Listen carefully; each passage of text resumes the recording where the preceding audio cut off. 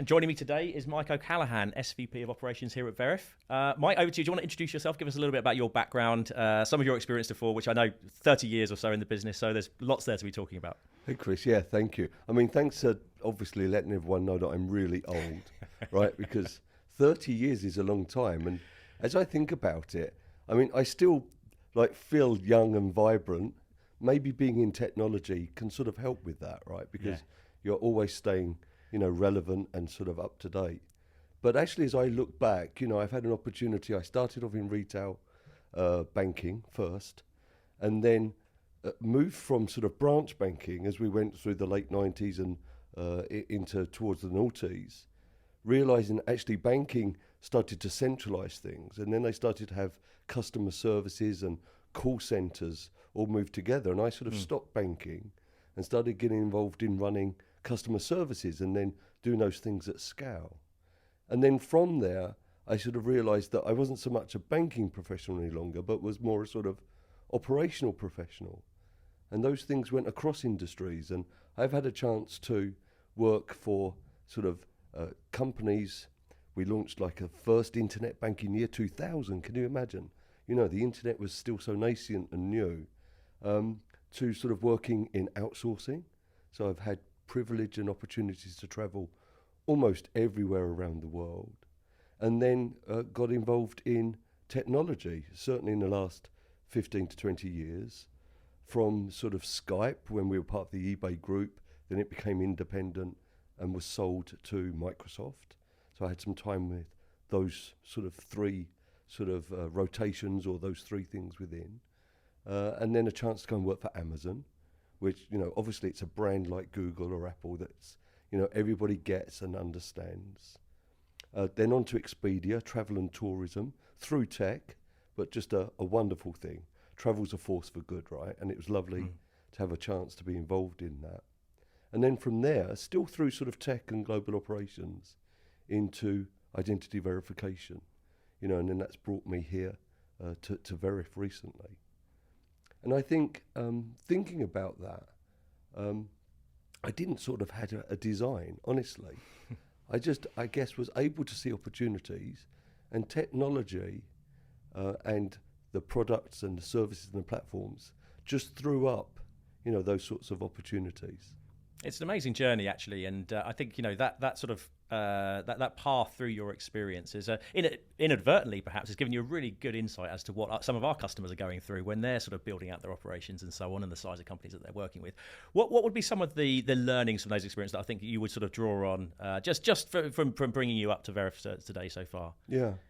Well, I think, look, one of the things that I really, really feel passionately about is that even though operations, we love routine, we love discipline, we love data, we love things to be repeatable without much standard deviation. We want things to be the same, because then we can get them done. We can support processes that are complex, but making sure we know what the outcome will be. So even when you consider those things, which sort of sound a bit dry, right? Standard operating procedures and, all of those things, key metrics and critical success indicators. The reality is it's still a people business, or that's how I think. We have people within the operations who are working with their colleagues, who are trying to build and solve problems for people on the internet. And we have people who are invested in us, maybe they're shareholders, stakeholders. We have our customers and their end users. So even if you think about the tech, and you think about all of the processes, and you think about all of the, sort of data and the measurement, in the end, I think it's about the people. And that's been wonderful. And I think one of the privileges when I get a chance to reflect back, and you do as you get a bit older, right? You get a chance to be able to do that. I think the privilege is to have travelled, to have visited so many countries with their cultures, their languages. You connect at a very human way, but you join together as a family to provide operational support or services. And I've got a few simple sort of mantras. I once had a really great boss who said to me, let's not aim for mediocre or even just good. Let's make a dent in the universe. Now, honestly, I thought love that. It's a bit grandiose, isn't it? Right? It's a little bit, I'm a sucker for that one. But, at the time, I thought, well, is it just like, marketing speak, or did he just hear it, on some marketing course? But no, actually, he believed that there was an opportunity, particularly, as technology and the internet was developing, to make a paradigm shift, to challenge what had been the conventions. And I think now, I didn't get it at the time, but I definitely get it now. So I'm excited by, we work hard, we have fun, but sort of, why not have some ambition to solve complex problems or make a dent? And I think that's great, right? I also have 6 words, and I don't sure where this came from, but it's imprinted, and it's part of me now, which is, if you have a clear head and a full heart, you can't lose. I mean, English is great, right? You have 6 words only, but it conveys so much. It's powerful just in 6 words. So I often try and use that, again, to try and be clear that, yes, we've always got our metrics and we've got other things to do, but it's also about just having that sort of spirit, that engagement, that sort of mission. So those are some of the things I think I reflect back on, yeah. That's awesome. And let's sort of square the circle a little bit about your background then, because obviously in the identity verification space now, certainly that's a tricky problem to solve. How have you found that switch into this industry? Have you found that there's any, those mantras that you mentioned sort of particularly applicable in the sort of business that we're in now? Yeah, well, yes, because, I mean, obviously,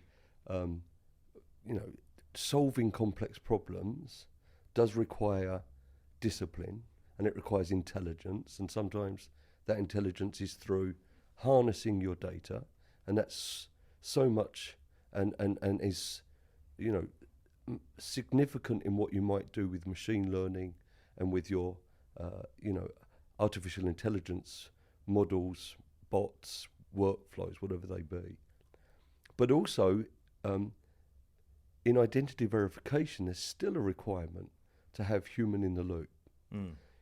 There is still such a wide range of challenges between all of the different identity types that are issued by governments or official bodies, with such a wide array of differences in terms of security features or not, handwritten still or not, no database for corroboration or not, right up to now increasingly some, say, states in the US allowing you for putting your passport onto your digital wallet on your mobile device, which therefore should be already secured through some sort of protocol, right? So, all of those things tie back into, yes, you're solving complex problems. You're using the best of your technology, your data science, your models that you can, but also harnessing what people still are much better at than the machine. And with complexity and things that are important, like trust, like personal biometric information or personal identifiable information, and trying to protect good users but stop bad actors, we still have human in the loop. I like to think of it as the bionic part of what we still do, right? The best of the human, the biology with the technology. So that's how I see it. Love it, love it. And tell us a little bit about your role specifically at Veriff now then. So VP of Operations, what does that mean? What does a day-to-day sort of role look like for you in this sort of bigger picture that you've just mentioned? Yeah, well, day-to-day, it's pretty much as you would expect from operations. We do have our routines. They're like religious to a degree. And there is always data. There's always review of the previous day's performance indicators. Were there any exceptions or incidents, or is there any firefighting to be had today? Working with all of the teams, because we cover 24/7, 365. We're always on, we're always supporting the platform and our customers, end users. How well are we set up for this week, next month? Are we forecasting correctly? Do we have good approach towards capacity planning? Are we thinking of and able to change workflows, tooling to get even more efficiencies. So there's sort of a day-to-day beat or drum around just those sorts of, ongoing things. And then often you have multiple teams or disciplines, and sometimes they're all common because they're supporting the business, but they're not always so common in exactly what they do. So, for example, we have a human in the loop behind verification sessions to the platform, doing checks or undertaking things where we might have sensitivities or concerns or risk appetite, whatever is driving that decision. Then we have an internal IT team supporting the business, technical support with engineers, solving problems for the business and not engineering and solving problems for the product that we provide through the platform. Service delivery, having customer service and centricity going across all parts of the business. So we're agnostic, right? The great thing about operations to a degree are that we're agnostic. We're trying just to make sure that everything is in concert and working together. And you put the customer promise that you have at the forefront of that. And then you go across all of the various elements, and are you synchronized? Is everybody pulling in the same direction? So those things all report into operations. And then I have to work, obviously, because we're a technology company, closely with product and engineering. And then we have to think about our go-to-market team, the way in which our product is being seen and understood and hopefully well used, by customers, irrespective of what they're trying to solve, whether it's financial services, whether it's gig sharing, whether it's social media and age verification, or content moderation or content restriction, things that we all know and care about, right, deeply. Yeah, is that and that's really interesting. So I think that there is your role is quite unique in a sense. I think within Veriff, in that you actually see what our customers are doing in terms of the types of fraud that they're trying to fight, the interactions that they're having with their customers. Is there anything you're able to give us there, that sort of insight that you would have that no one else would when it comes to those? So, what are you seeing from the market at the moment? What is it that customers are demanding from you? Yeah, it's a great question, and obviously to some degree we're a little bit of a black box because there are things that we have built and they are sort of trade secrets for a couple of things. One, with technology advancement, it's become clearer that sophisticated fraud attacks, which in the past took resources to do it well and to do it at scale, or to be able to, really find those weak points.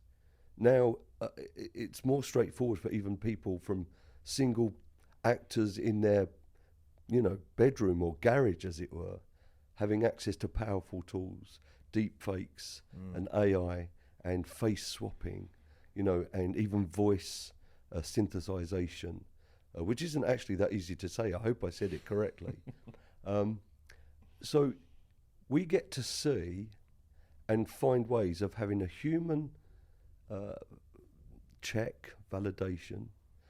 And it does a couple of things. It allows us to, within that moment, try and help either somebody get access to a service on a website or digitally or over the internet, or it helps us to protect, or it also gives us a chance to annotate or track and give our machine learning models intelligence and insights as to what the human did as opposed to what our other models were suggesting.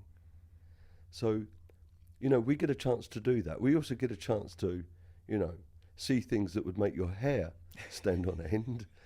Sometimes people are very happy to do their authentication and walk around because they're at home, maybe not dressed in the way that they might if they went into a bank branch.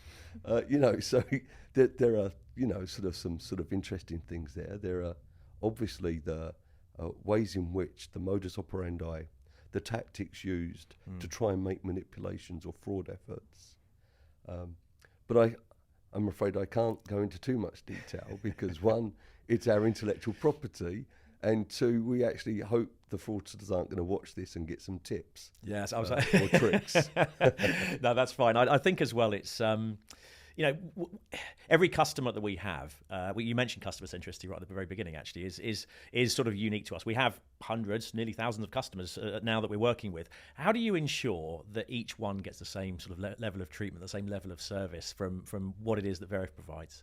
Yeah, well, I mean, we have thousands because obviously we've been able to grow over the last several years. Each customer does bring their own requirements in terms of what is it that they're trying to protect or prevent. Some are in highly regulated industry sectors like banking, financial services, crypto, all of those things. Others are trying to perhaps protect their end users and their brand or the promise, like maybe a sharing. If you want to have your spare room let on a platform, who are you and who are you going to let into your home potentially? So there are all of those sorts of things. So there is a difference in terms of risk appetite or business industry sector based on regulatory or financial brand reputational risks. Fundamentally, though, the platform is there to, one, allow us to integrate in the best way for their business, for their model. We all want a speed of response, but we also have to balance that with the accuracy required to do the right level of checks. And clearly protecting data, that's fundamental to trust, and that has to be clear. And then I think the intelligence of what we do. So we're not just giving a response back one transaction at a time. I think the power of the platform we have now is that we're able to go across industry sectors and across ID types, passport, driving license, national ID card, and across geographies. And we're able to bring, that intelligence, that sort of subject matter expertise back into the relationship we have with our customers. And then, of course, fundamentally, you reach contractual agreements because we're working with other businesses. So you do have agreements regarding the minimum standards of service. You also want to have the least amount of friction possible because ultimately it's hard for our customers to grow their businesses, right? There's a cost of acquisition, marketing, of having people grow the number of users to their services. So we have to find the right way for them to have conversion for their traffic, reduce the friction, but keep out the bad guys while letting through the good users.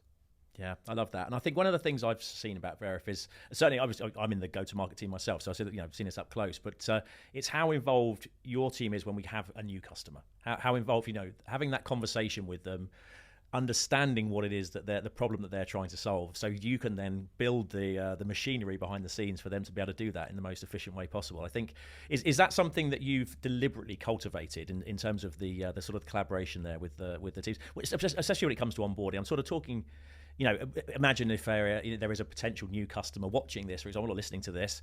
They're going to want to know about the speed of how quickly they can get up and running with Veriff, how quickly they can start stopping the fraudsters. Is that something that you've deliberately sort of cultivated, would you say?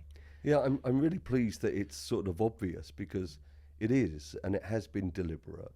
And I think for us here at Veriff, one of the great things when you run operations is, by nature, you have to collaborate because you interact with so many other parts of the teams, whether it be the product, the solution engineers who help bring the product to a use case or to an integration for a customer specific, understanding what their risk appetite or their requirements are, then having to think about how we provide a great platform that's always available and up, right through to when end users are being plugged in, does the whole flow work seamlessly? Do they get a good experience? Does it make sense to them? And ultimately, do you get good outcomes?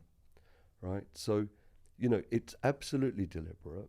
I think one of the things that I really like about what we do at Veriff is that we have a very early opportunity, even from when there's a request for information or request for pricing, sort of procurement. we're able to get involved. I'm able to get involved in terms of the promise being made through contract negotiations, the service level agreements, the sort of adjustments that we're able to make. Our platform is powerful because we're highly customizable. We're able to make adjustments and tune into our customers' requirements and their traffic. And we're able to do that through initially understanding their requirements, often where we can, and we strongly encourage a proof of concept or a trial, so that we have that opportunity to integrate, for them to see the responses, to iron out all of those things. And then we have an incubation where we're able to, in a very early life, not only give feedback and get feedback from our customers, but we're able to tune our decision engine through our decision profiles, the algorithms, the sensitivity settings within certain outcomes, to try and get the balance that I spoke about earlier around conversion versus speed versus accuracy versus the information we send back, so that it all makes sense to our customers and hopefully helps it make sense for them to onboard new users, or maybe unlock a sensitive transaction. It's not always about new users. Sometimes it might be a sensitive transaction, a large amount of money transfer. You want to rent a Rolls Royce, like in your case, a Bentley or something, Chris. Something for the weekend. Yeah. Clearly, people might just want to make sure that you're okay for that. Of course, yeah. I think there's 2 points I want to sort of pick up on in there, actually. The first one, the second one is scale. I think we'll come to that in a moment, because that's the next step along in this journey. I think when we're talking about a new customer joining us, you go through these early conversations and that kind of thing. The first point I'd like to talk about is that customizable piece, because I don't think it's something that we talk about enough, actually, as a company, because I think it's quite rare. From my experience of in this industry and hearing about it and that kind of thing, there's lots of off-the-shelf solutions, and ours is very much not that. It's something that we, sometimes to our frustration, I would probably say as well. But tell us a little bit more about that. How do you go about customizing and tweaking a customer's sort of decision profile and that kind of thing to make it really suit the use case that they're trying to solve for? Yeah, and I think you're right. I think, look, in terms of identity verification platform services, increasingly, it's about coordinating or orchestrating multiple things. Sometimes it's about the way in which the ID is being uploaded or captured. Sometimes it's around matching the face, the photo on the ID, to a real life person who matches there and then. Maybe there's corroboration to a database that the government's made available. And then we have our own fraud patterns, our own fraud databases. And all of those things are sort of considered as we think about the way in which the customer wants to get a good outcome from partnering with Veriff. And we're able to think about the mix between the countries, the IDs, and the outcomes that the customer is looking for. And they can all be different. So if you have an international company who want to, do something in the Netherlands, for example, where certain information can be extracted and captured, but then has to be hashed out, protected. There are regulations around credit card capture, where the information, like this, the CVV2, the security code, has to be protected and hashed, which is very different to perhaps how you might just have a passport that is, let's face it, now pretty much standard format, from all countries around the world, where we've got a machine-readable zone, an NFC chip that could be read if it's in proximity to a mobile device. So there's so many variables, and there's so many ways to try and tune those variables, working closely with your customer to get that first integration, that first incubation time, and configuring, even for some customers, multiple integrations because they have multiple lines of business or they have different things they want to solve for. So I think you're right. I think that at Veriff we have a tremendously powerful platform with a very high degree of configurability. I think the way that the industry's moving, and I agree with it, is sort of like no code, sort of, what you see is what you get. Widgets in terms of being able to design a workflow that our customers think makes sense to them, their products, what they're trying to achieve, and our ability to let them set some of those parameters, and then in the background we sort of make the magic happen. Some of it's intellectual property and things that we protect, quite rightly, but it's certainly, I think, one of our key offerings. And maybe it's not clear from the website or from the initial conversations. Maybe this podcast will help give people, prospective customers, existing customers, more insight into what we do. I hope so. I really do, and I think that there's often a misconception actually that specialization, personalization come at cost as well. And I think what you've said there is that we've done this so many times that we're able to actually adapt and do it very quickly for whatever the customer use case may be. It may be sort of employee onboarding, it may be customer onboarding, or further on in the customer journey when they're just coming back logging back into a service or something like that. That there's all of these sort of variables that we've played with before, so we know how to fit them in together and create something new. And it leads into sort of next question really then, which is around that scale piece. Quite often we'll have customers come to us as prospects where they'll say, look, we've got X number of verifications, millions of verifications we want to do per month. They don't all launch in and start doing that from the beginning. As you said, they have a trial, they build up proof of concept, we kind of work out what it is they actually need. But there does come a point when it's a numbers game and they want to get through and get as many verifications as they possibly can. So how does that work? What does that sort of look like behind the scenes for your team and the folks that you're working with, and with the customer as well? How do you sort of work through that process with them? Yeah. Well, I mean, first of all, if they're running their operations and we run operations, we sort of have a shared understanding that the business, has that overhead. It has that requirement for the headcount, has that requirement for the facilities and the offices and all of those things, and then the tooling that you have to provide. And maybe those sort of like workflows have been homegrown, and maybe that's been sufficient initially. But it comes down to, I think, one, taking a look at what's your core, what resources do you have? And we all have too few resources, right, in business. How can you make sure that you focus your resources on your core competencies? And I think that's when we come and should able to offer a great business case return on investment, because we have become expert at understanding, over 12,500 different IDs.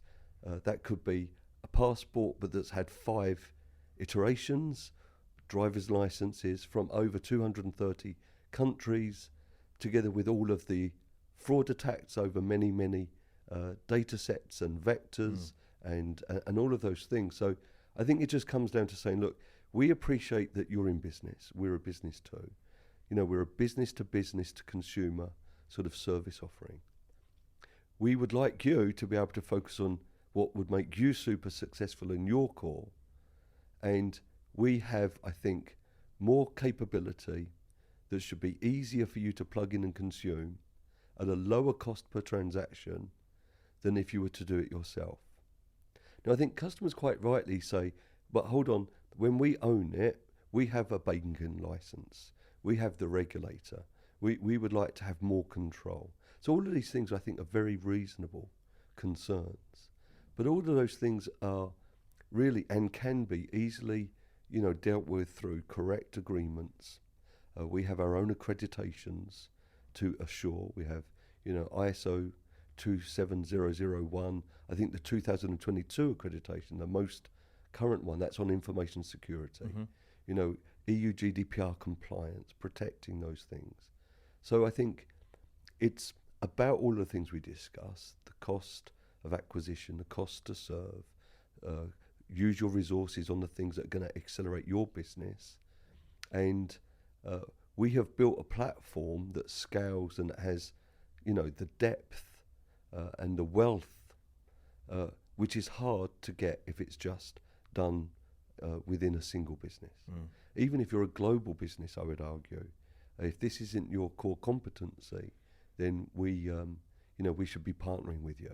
Yeah, and I love that idea of partnership around sort of being an extension of our customers' teams effectively, and bringing in that sort of global expertise, the document expertise, as you mentioned, and all the other things that that our customers don't have, to leave them free to sort of focus on things that they are good at. So it may be banking, it may be as a marketplace and expanding and getting into new territories, whatever it may be. So we're right by your side as we do that. Hey, there's one thing I forgot there, Chris. Oh, go on. Yeah. And it's sort of super important as well, because I got into, because I'm an ops guy, sort of the detail around the transactional elements and the business case and the return on investment and how do you execute. But the thing I forgot, and the thing that's really important though, is fundamentally there's a mission here about making the internet a safer place. Absolutely, yes. And, I almost forgot about it because it's in the DNA, so it's part of what we do. But actually that's also another super important part to this, which is we think we can help you if you're offering services on the internet or through a digital channel. We think we can help make the internet a safer place. And I think that's a sort of like North Star, or sort of like, hearts and minds mission that I haven't mentioned yet, but actually it's really, really important to us at Veriff.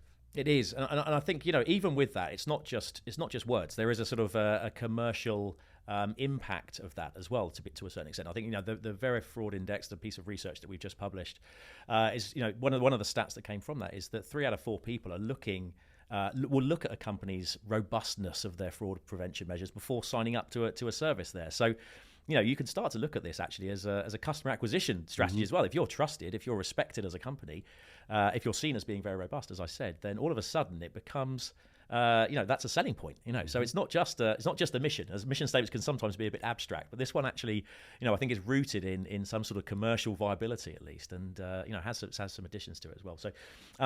I appreciate we're sort of running out of time a little bit, so I always like to finish these things with a couple of questions. The first one is to get your crystal ball out a little bit. What are you going to see? Are there sort of, I don't know, 2 or 3 things that you could see on the horizon, sort of trends that our customers should be aware of as we move through this year? Yeah, I mean, I think clearly the digitalisation of identities, and maybe even our identities owned by governments, is that part of what we do in terms of the rules of society, or is through Web3 blockchain. There's some other way of saying that there's going to be a validation, a verification of that person's identity, right? So right now it feels very much like it's moving what we've already got to just a different format.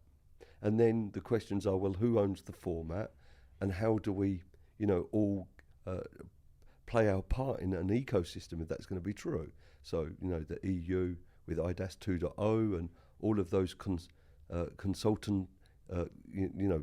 consultations are going to take years, because you have to move a block of 27 countries at the same time, where they've all had their own approach to issuing their ID. So I think digital IDs, I think what will we all accept as the de facto proof that we are who we say we are, and should it always be the government of the country in which you live? I don't know. What will big tech role be in this? Because we all sort of like trust, well, certainly generationally, I have, kids in their 20s, they sort of like would trust their phone, and maybe Apple or others, perhaps almost more than they might a government. I mean, it's sort of generationally, there is big tech to this. What role will they play in digital wallets, and what sits inside the digital wallet? Is it your ID? Is it your credit card? Is it your and? So I think that's fascinating, right? I think that's not yet known or understood. And that, like all things, there's going to be different paces. Estonia, which we are founded from and close to, are at the forefront. People vote and they have their citizenship digitally, but that's very far away from other countries. Then I think that there's the fact that AI, which, let's face it, fuzzy logic and artificial intelligence has been around for many, many years, but what's happened in the last couple of years has been just the sort of ability to have that available through a platform, to almost anyone for almost anything. And I think that AI and how people can use it and how we can try and be up with it, or at least alongside it. Now, we're also a machine learning, artificial intelligence technology company. So, I don't think that we, can not at least appreciate, to fight AI, you probably need good AI as well. We also have our human in the loop that gives us just that bit extra that humans can still do better than bots. But the just speed at which generative AI and the tools that are available and the ability to deepfake, to become Barack Obama on both voice and a depiction, right, and a video, so you can even try and get through liveness detection elements. I think that's all still really fascinating about the industry. And I think the one thing that's always true, particularly generationally, will be that it has to just be simple. It has to work. It has to be the least amount of friction, right? And, in my day, people would come into the bank with all of their documents and we'd photocopy them, check them, and then put a little stamp on it with our signature. You know what I mean? My son and daughter would never open an account with a financial services company if they couldn't have done it on their phone in 3.5 minutes. Yeah. So I think that element is fascinating too. Yeah, I think some exciting times ahead for sure. And so, just as a last question, then, what will be the couple of takeaways from today's conversation? If there is, to summarise it for a potential customer of ours, maybe, what are the things that they would want to take away from this conversation? Would you say? Yeah, well, look, I think if you're trying to make sure, for whatever reason, regulatory, financial, reputational risk, you just want to have a great experience for your customers, getting digital services, think about what your core competency and resources should be spent on. And if you need a moment of truth where you can identify who the other person on the end of that transaction is, then I think you should work with us, call us up, investigate the capabilities. It's what we do. It's what drives us. It's our mission, as we said. Let's make the internet a safer place. And I think that's important. I think that we have had the experience, the traffic, because we talked about data science. You need huge data sets, and we have them. And the configurability, the sort of ability for us to tune in, will allow us to meet your use case, your risk appetite, and what it is that you want to achieve for your business, your customers, your end users. And I think those would be the key messages. Love it. There's so much I think we could delve into in more details here, which tells me that we should get you back and do another one, so part 2 of this conversation. But for now, thanks ever so much for joining us, Mike. Really appreciate it, and I love talking with you. It's always an interesting conversation. So thank you very much. Thank you, Chris.